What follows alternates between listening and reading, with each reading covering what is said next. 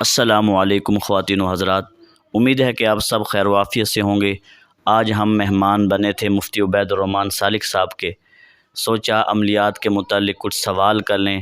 اکثر لوگ احباب مجھ سے بھی پوچھتے رہتے ہیں، تو پہلا سوال مفتی صاحب سے کرتے ہیں تعویذات کے بارے میں کہ تعویذات شرک ہیں، جائز ہیں یا ناجائز ہیں۔ تو مفتی صاحب تفصیل سے ہمیں آگاہ کریں گے۔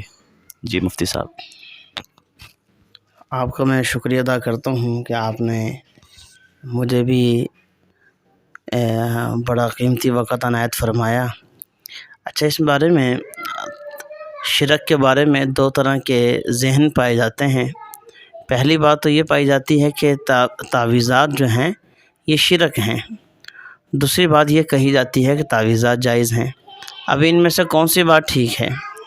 تو ہم اگر ذخیرہ احادیث میں نظر ڈالتے ہیں تو ہمیں یہ بات ملتی ہے کہ نبی کریم صلی اللہ علیہ وسلم نے تعویذات کو شرک قرار دیا۔ جیسے آپ نے فرمایا التمائم من الشرک، کہ تعویذات شرک میں سے ہیں۔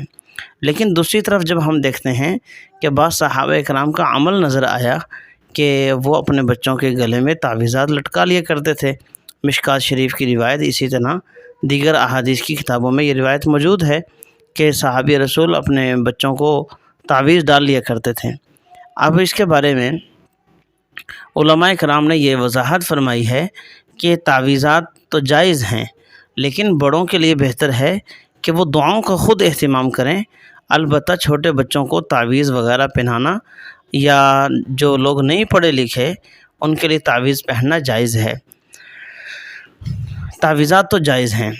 تعویذات کے بارے میں بعض لوگ کہتے ہیں کہ اس کی ضرورت نہیں ہے، یہ شرک میں سے ہے۔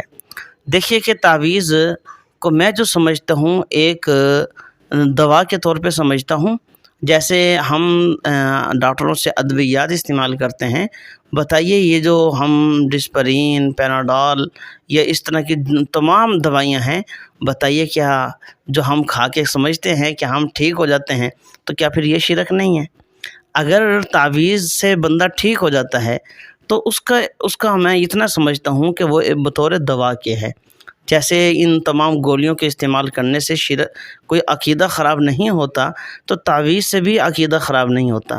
بس اتنا سمجھ لینا چاہیے کہ تعویذ پہ نظر نہ ہو، نظر خدا تعالیٰ پہ ہو۔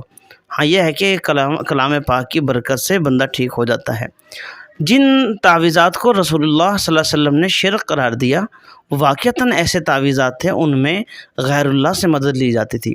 اور آج بھی ہمارا اہل سنت کا یہی نظریہ ہے کہ اگر ان تعویذات کے اندر ایسے کلمات ہیں جس میں جنات سے مدد لی جا رہی ہے یا استمداد بھی غیر اللہ ہے، غیر اللہ سے مدد مانگی جا رہی ہے، استعانت بھی غیر اللہ ہے، تو ناجائز ہے، حرام ہے، شرک ہے۔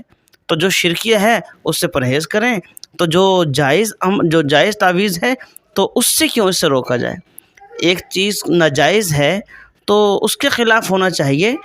اس ناجائز کام کی وجہ سے یہ کہہ دینا کہ وہ سارا کام ہی غلط ہے، یہ بالکل بات سمجھ سے بالاتر ہے۔ بہرحال تعویذ تو جائز ہیں، اور جو شرکیہ تعویذ ہے اس کی مذمت کی جاتی ہے اور اس کی اجازت بھی نہیں دی جائے گی۔